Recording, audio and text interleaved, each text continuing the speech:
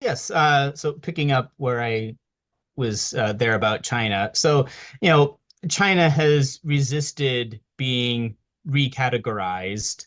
And, of course, they have their reasons for that. It's in their interest to do that. But one does have to ask the question, at what point, especially for these rapidly developing countries, as we call them, at what point do we actually consider them to have joined the ranks of the developed countries, which means they should then be under the same rules as all the developed countries?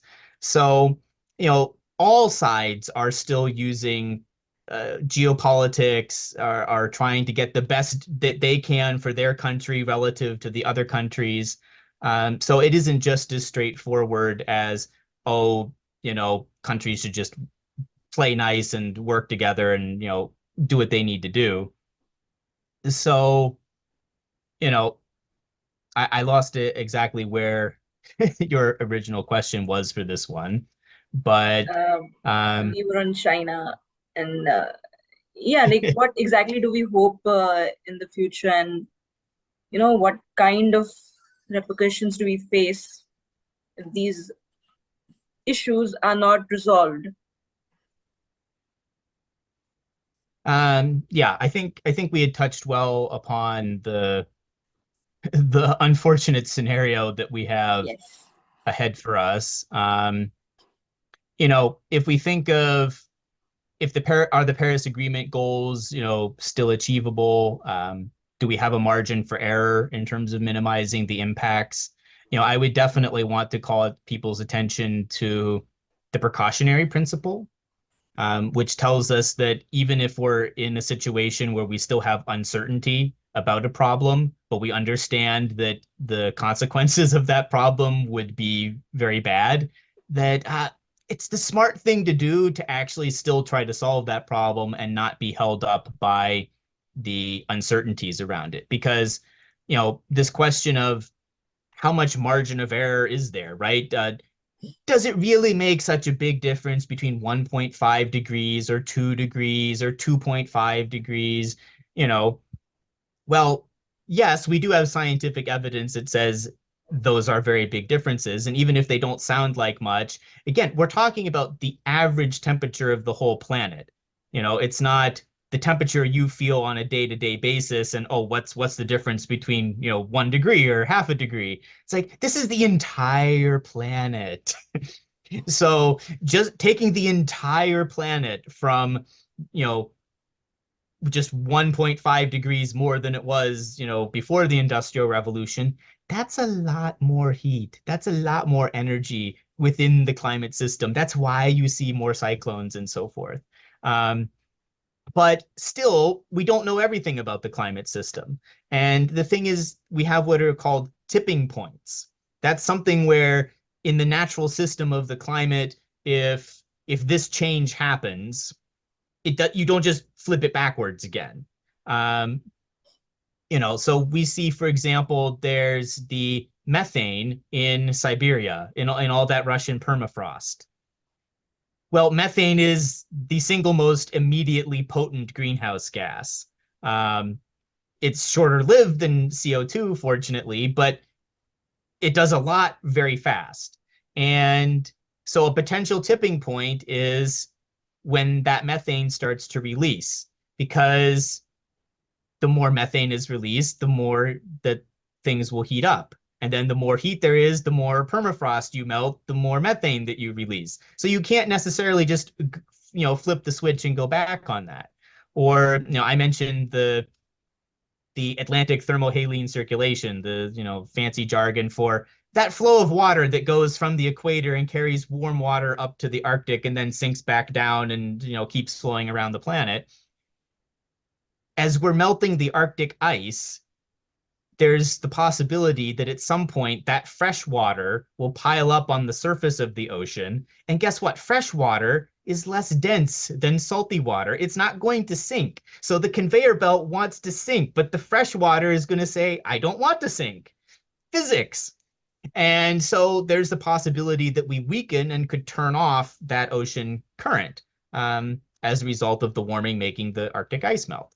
So, and if that happens, that's going to, who knows exactly what's going to happen from that.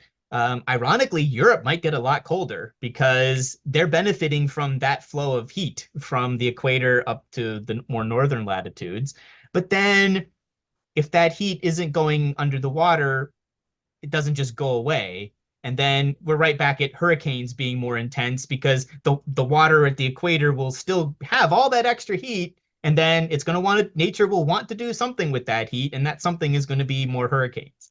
So, we can't just flip back. And this is also why it's frustrating because people are like, oh, well, you say all this doom and gloom about what's going to happen, and then they want to know, well, exactly when is it going to happen? And it's like, we can't tell you exactly when.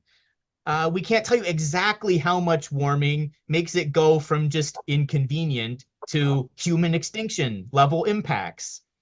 It's not that obvious, but we know that the potential is there to bring about the collapse of human civilization as we know it, because without food, without water, you don't have civilization. And we already know that today countries are fighting over water. Look at the Nile Basin. Look at other, transboundary water issues.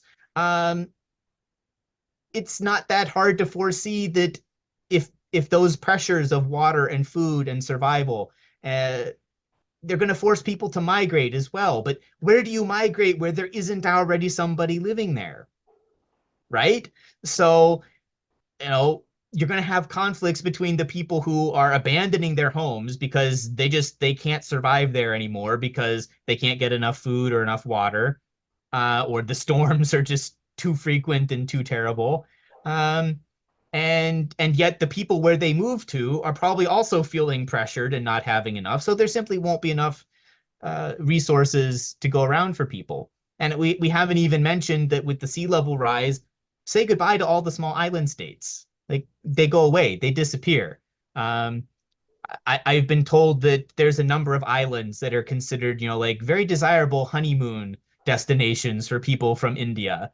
Um, if that's your honeymoon destination, get married sooner and go on that honeymoon because we can't guarantee, that in another, 50 years, whether people will still actually be able to live on that island because between cyclones and sea level rise, it could be problematic. But we can also say that a lot of these impacts might not manifest until closer to the end of this century, the 2080s or later, but we don't really know. And that's the thing. You shouldn't say, oh, well, it might be 50 years away, so why worry about it today? But, well, a lot of us would probably hope that we'll still be alive in 50 years from now. I'd be pretty old, but I could still reasonably be alive in 50 years. Might be nice to retire and not have the planet be, collapsed and not very fun.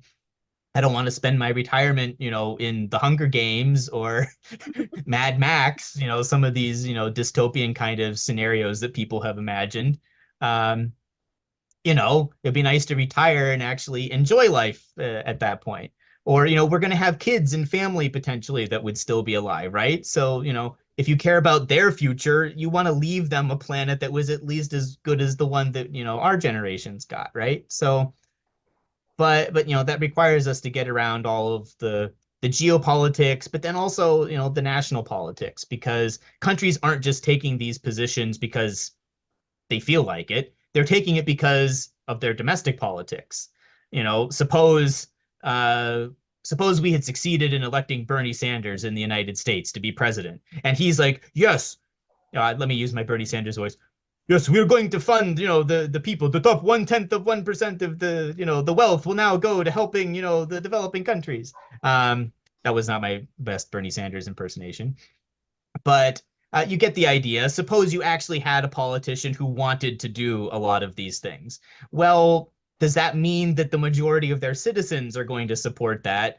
There's already a segment of the American population that thinks we should defund the UN and we shouldn't give any development assistance to other countries in general, not even before you consider climate change.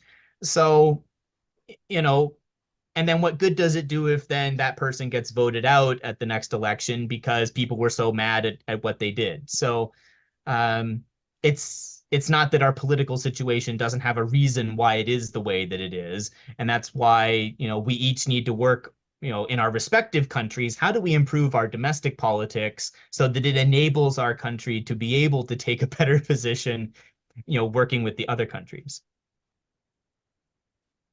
So, when you talk about funds that are being created, loss and damage, green funds that you spoke about, um, is there really that much fund, lack of fund there? Or is there more, and are people actually getting any kind of benefit from that? Like, how do you guarantee people are actually getting benefited? Well, yeah, that's the question, right? What impact are we getting for our money? Where is the accountability?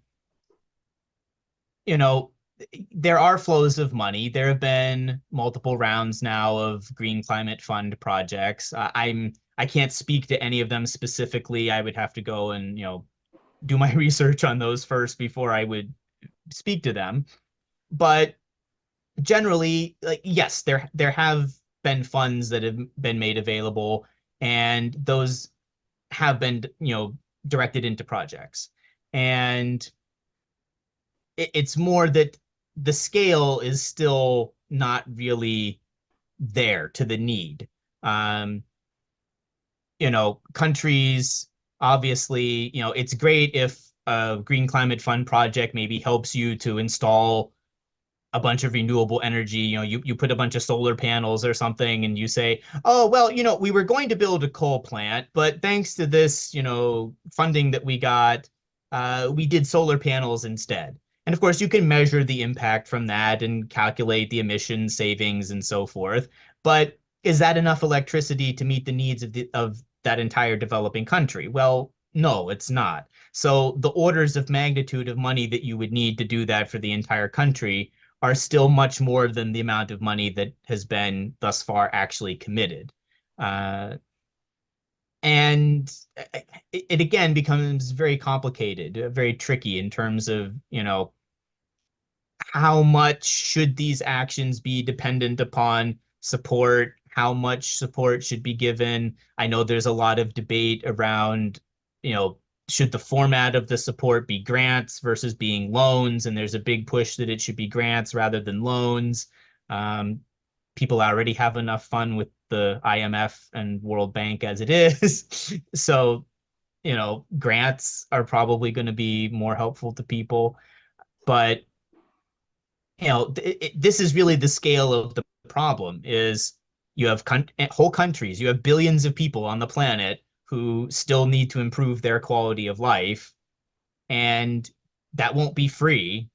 Someone's going to pay for that. And then the choices between doing it in a way that ultimately sabotages itself because all these climate change impacts, well, they will undo development. That's the really sad irony here is, you know, yeah, right now, today, getting that electricity could make your life better, but the droughts and floods and problems and not having food enough to eat and all of that will kind of make that go away.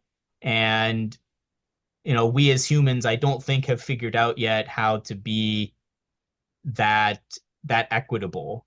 We're just in an incredibly inequitable situation right now of the world. Some people are living, you know, very high consumption lives, and some people are living with terrible poverty. Um, and that's even within countries, right? Even we have a lot of homeless people here in the United States. We have people who, are not having enough food to eat in the United States. So even within the United States, that inequality is terrible. And I think probably most countries have a similar situation, that there's a very big gap between those who have the most and those who have the least. Um, but this gets to deeper problems than even any of this politics. We're starting now to talk about human nature and human behavior, and 8 billion plus people that's just a lot of people. That's frankly a scary number of people. It's not impossible that we might manage to support that many people on this planet, but to also do it equitably, uh, that's that's very difficult. And I mean, there's no way around the fact that those who are consuming the most today would not be able to keep consuming that much. Like they need to give up some of that consumption to make room for other people to have it. Mainly targeting the millionaires and the billionaires. You know, emissions are bad. Some people are flying around in private jets all the time. We might need to stop this private jets thing. That might be smart for us to do. Let those emissions go, to somebody else. Or maybe technology will fix everything, and we'll all fly around on renewable energy powered blimps, and like who knows, right? But we're not going to technology our way out of this climate change problem. And I know a lot of people, they want to think, they put their hope in technology that, oh, somehow if we just develop the right technologies, goes back to what we were saying about, electric cars. Oh, if just everyone had an electric car, we're all saved. It's like, it's not that simple. And we're still having impacts on the environment that aren't even just climate change, right? We haven't mentioned the giant island of plastic waste out in the Right. ocean, right? So, I mean, It's we actually haven't even increasing day by mastered day. recycling. Yes, yes. We haven't even mastered recycling, and yet we're supposed to stop having CO2 emissions for electricity, for transport, for all these things. It's actually something to think about. Like you mentioned, the human tendency, where you do something because you look for an advantage in that, instead of rather doing something social solely for the purpose of doing it. Uh, what do you think needs to be changed, needs to be done to change this kind of mentality? Is raising awareness enough, or is there anything else we can do? Well, I see there's kind of two pathways to this. One is a more short-term one, and one is a more, it's so long-term, I don't know if it ever happens, but it would be nice if it did pathway. So to kind of break that down and start with the most tangible one, you know, we've already touched a lot upon, oh, countries are acting according to their national interest, and that's being based upon, their citizens who have their interests. And at our personal level, we have our own interests, right?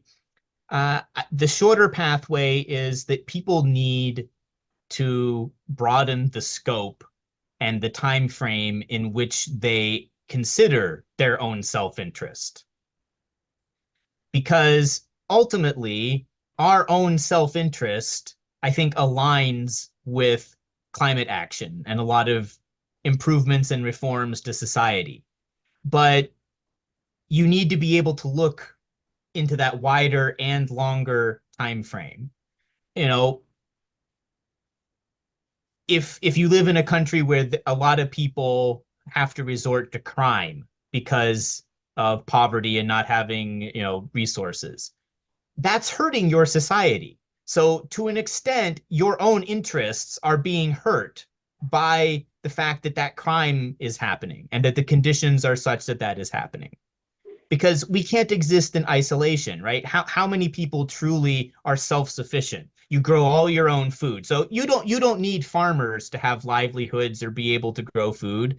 Um, are you producing your own electricity? Okay, maybe if you're one of the few people that has, installed all your own solar panels and can live off the grid, okay, maybe. But can you build and maintain and fix those solar panels on your own? No, you ultimately need some other human being who can provide those things that you don't have, but that your interests, your survival are linked to. So if you can get people to start to see, well, wait a minute, it actually is in my long-term self-interest to support climate action or to support some of these policies that make society more equitable and hence more stable, having less crime, having more people who are productive and contributing value to the economy, right? Rather than draining resources from the economy. So you can try to make that self interest appeal to people to say, well, you're being rather short-sighted, right? What good is all your money going to do you, when the world is 3 degrees warmer? Yeah, it's probably not. Um, or, there's a lot of there's health benefits, for example, to reducing emissions. If you're burning a bunch of coal plants, you're hurting your air quality. That affects your health, right? You want to live longer? Do you want to be healthier? Maybe then it's in your interest to promote shifting to forms of electrical generation that aren't going to do that to you. So that's the more short run path, but that was very theoretical. So let me actually give a concrete example from this. Here in the United States, there was a state where they were trying to get past subsidies from the government to help people install solar panels in their home, in their property, right? And you would think that this is only a green initiative. And of course, usually the conservatives in America would be very against, oh, that you want the government to give subsidies? Oh, no, no, no, that's bad. That's against the free market and all that. Well, they were actually able to build a coalition between the again, we only have the two main political parties that count, but we do attempt to have other parties. So the equivalent of our, people who would say, oh, we like the Green Party are supporting this bill. But then we also have what we call the Tea Party, which is a reference back to the American Revolution, where we dumped all that British tea into the ocean as a form of protest. So our Tea Party is like extra conservative, the government basically should just almost not exist and not interfere with what people want to do. It's like liberty, freedom above everything else, even taxes. And they were able to get these two political groups to both agree on supporting this solar panel subsidy bill. Well, how did they get the Tea Party people to support it? Because they framed giving people solar panels not as a climate action, save the polar bears, but as we're going to increase the energy independence of the American citizen and to free them from the exploitation and tyranny of the big bad electrical utility companies that have a monopoly and can sell you power at whatever rate that they want to. So they were able to find a common interest between those very different perspectives. And I like to highlight that as an example of how you actually can build some bridges between different perspectives, because too much, if you just try to do it in a polarized way, that's not going to get us there. But if you can figure out how to understand another perspective and build a bridge to it, you might be surprised at some of the alliances that you would be able to form. Um, the the longer question, I have as well another anecdote on that one that I could give. It's both a terrifying but also funny story, because when I was in DC doing my summer internship, I also took a night class on US foreign policy, and we had a very conservative professor teaching it. So when it came time for us to write our paper on a foreign policy question, well, of course, I said, yeah, so Professor, I'm going to write on climate change. And he said, no, you're not. Climate change is a hoax. You need to pick a legitimate topic for your paper. So, That's but it was fine. It was fine. I had a second choice of a topic. You see, while I was there in DC, also part of my internship program, I was supporting a civic engagement project, which was trying to help advocate on behalf of people who were seeking asylum in the United States, who had been tortured and oppressed in the countries that they had fled from. So I was thinking, okay, human rights. This is also an important topic. So I said, okay, I'll write my paper on human rights issues then. And he's like, no, you will not write your paper on that. That's a stupid topic. You need to pick a legitimate one. And so, all right. So then, what did I write my paper on? Well, I was out of ideas. Okay, he'd shot down climate change. I proposed human rights. I didn't have a third topic. So what I did, I wrote my paper on the human rights question anyway. So then what happens? Did I fail the class? Did he try to humiliate me in front of all my peers? No, he ended up considering the paper one of the best in the class. Okay, so how did this happen? Well, I was able to frame this issue of human rights in a way that would be consistent with his very conservative America First views. So, in short, I invoked the specter of China as our geopolitical hegemony contender with the United States. And basically said, look, China doesn't care when they go and work with other countries about whether human rights are happening in that country, which means, they're complicit in governments oppressing their own people. But we, as the United States, have the opportunity to stand for good democratic values and civil liberties and freedom. And so when people get mad at their regimes that China is working with and they overthrow, they rise up against these oppressive regimes, then they can turn to the West because we would have moral credibility, which we kind of don't in the world right now. We don't have moral credibility to go anywhere and say, you should follow human rights because we're not actually doing that ourselves. But would we have acted upon my paper? We could have had more moral high ground. Um, but anyway, so he was like, you are advancing the interests of the United States. A paper, good job. Even though it was technically the same set of policy conclusions and recommendations that he would have opposed if I had just said, um, people shouldn't be tortured. That's bad. And the US should not support that. So again, it's all in the way that you kind of frame things and if you can connect to somebody else's values. Because you're not going to make everyone care about polar bears. You're not going to make everyone care about human rights. If that is the bar that we need to achieve to save ourselves from climate change or injustice or any of these problems, is that you actually need to make everyone believe the same thing that you do. It's not going to happen anytime soon enough.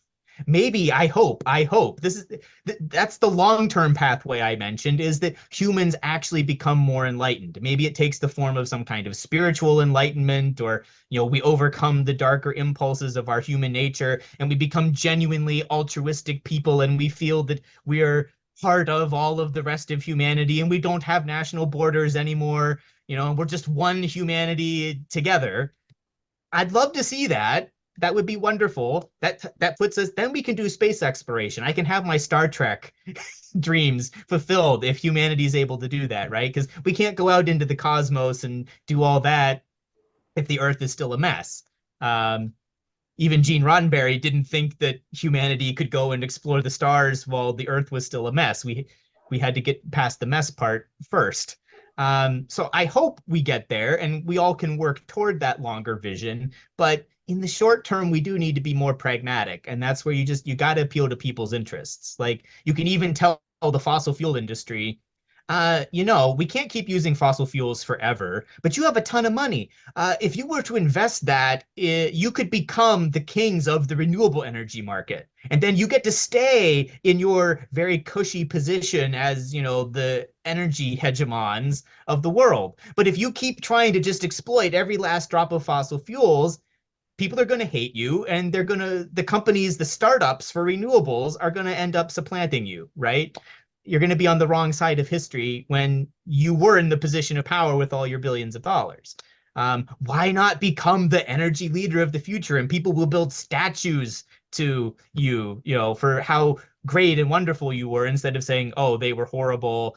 They tried to deny climate change. They bought our politicians and corrupted the system, all so that they could keep making, exorbitant executive salaries from selling fossil fuels. Like, appeal to people's interests. So it's all about playing with the mind of the person in front of you when To talking be about very these blunt, things.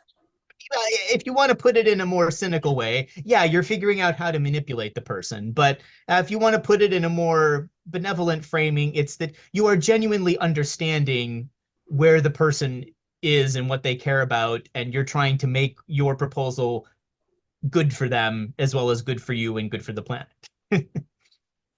Right. So when we talk about people in a position of power, like when you talk about government having the power of doing something for the planet, um, when it comes to negotiating, what do you think should our demands be on a local and a global level?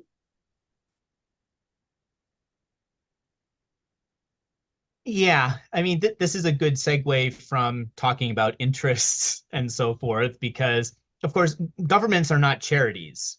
They exist to serve interests. And if you have a good government, they're genuinely serving the interests of the people. And of course, there's room for corruption and manipulation and special interests and all of that.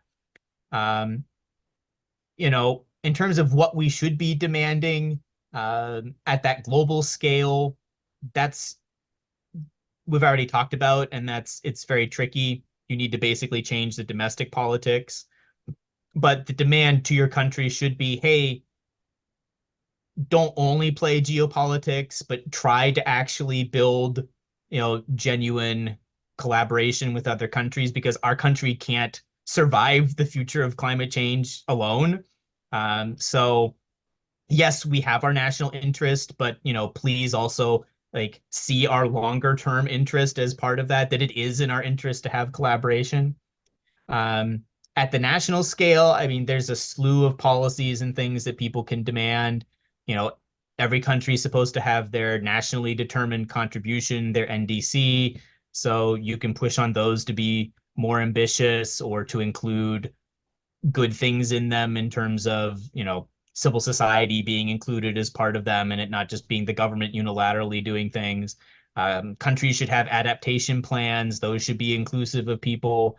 Talking about ACE again, ACE national strategies, right? Every country should have some strategy of how they're going to develop and utilize education, training, all those six elements related to ACE. So there's a lot to, push for at that national level. But then, very interestingly, the local level is kind of a microcosm of that larger scale. But it's easier to influence because it's smaller. And I think a lot of people tend to overlook their local government, their local politics. But there's actually a lot of important decisions that are happening there. So, for example, what does transport infrastructure look like in your town, your city, your municipality, right? Where these local government officials are. Are there ways that that could be made more in line with sustainability and climate action? Do you have good public transit? Is it bad? Here in the US, we rarely, public transit is one of the things we really neglect and don't get right in a lot of cases. In my rural area, what is public transit? Oh, but we have a regional bus that you know a few people can use. It's like, no, that doesn't cut it, guys. We could do more at the local level, right? Um, Also power utilities, right? So where is the electricity coming from? Because local governments usually have some scope in terms of how they negotiate or engage with utilities. So can you, as a citizen, put some pressure on your utility company to shift more into renewables by putting pressure on your local government to put that pressure from their aspect on those companies, or to pass some ordinances that at the local level require a certain percentage of renewable energy be in the mixture that they offer to people to purchase within the limits of the city or so forth. Also comes to things like recycling. So one of, again, my frustrations here in a rural place is a lot of things that are in fact recyclable, we don't our recycling provider will not actually recycle them for you. They won't take it.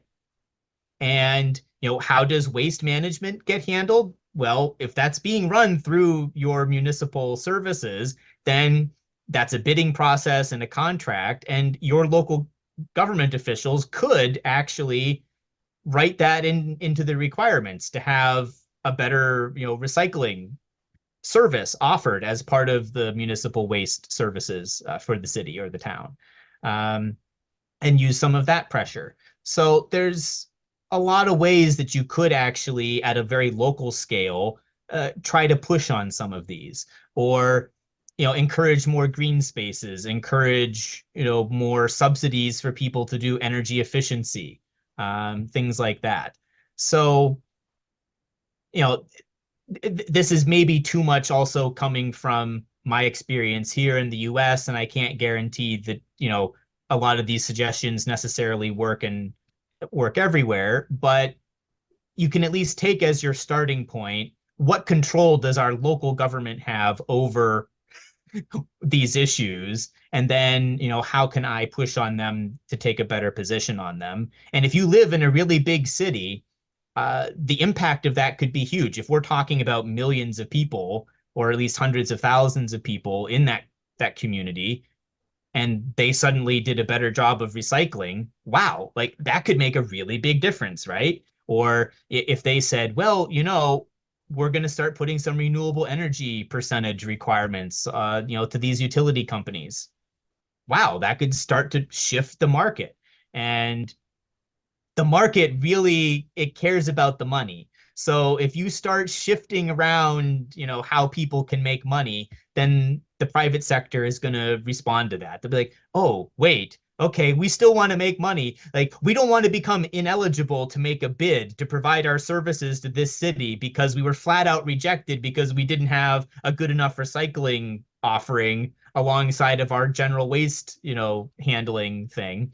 So yeah, just look for those, and it can add up, and then other places will see it. And if everywhere then started doing it, too bad, private sector, you now have to adapt if you want to still make money, and make that money in a way that isn't causing as much harm. I think the private sector also needs to, you know, um, majorly make a big contribution to sustainability now. It's most of it is in their hands as well, and I think these corporates, these people in power, they can actually make a difference if they put their mind to it. But the only problem here is most of them look for profit, and that is actually not, that actually makes me sad. I work in CSR, and to be honest, um, most of the companies, most of my friends don't even know what CSR is, and most of them don't even know what I actually do for a living. So basically, it's a whole struggle raising awareness on my own level. But yeah, things do change. Like, we currently we are the only country with a CSR mandate, so I think it was a good step forward for that. So Yeah, well, yeah, please. go ahead. No, no, continue. Well, I mean, CSR is a really important topic. You have these companies that have so much money. They could be the most incredible leaders of transforming our society in the direction that it needs to go. And then they get to be the heroes of the story, right? So often, they're being portrayed as the villains, right? Which I do think can go too far sometimes, because a lot of the environmental activists, really, really demonize the fossil fuel industry. And it's not as though they haven't done anything to deserve that. But at the end of the day, we're also still buying their electricity, right? Like, we're still using the electricity. If we weren't using it, the emissions wouldn't be created, right? So it's never so black and white. But these businesses, they could use that power for good, and people would reward them for that. History would remember them favorably for that.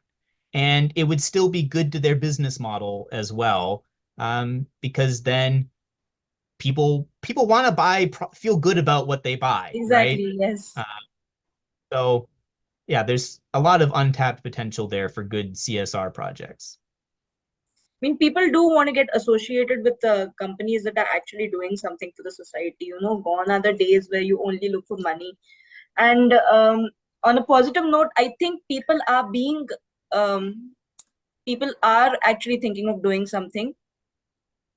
Hence, we are part of a group. Hence, we meet like-minded people, and yeah, things are taking a good turn. Not on a scale that we actually imagined, but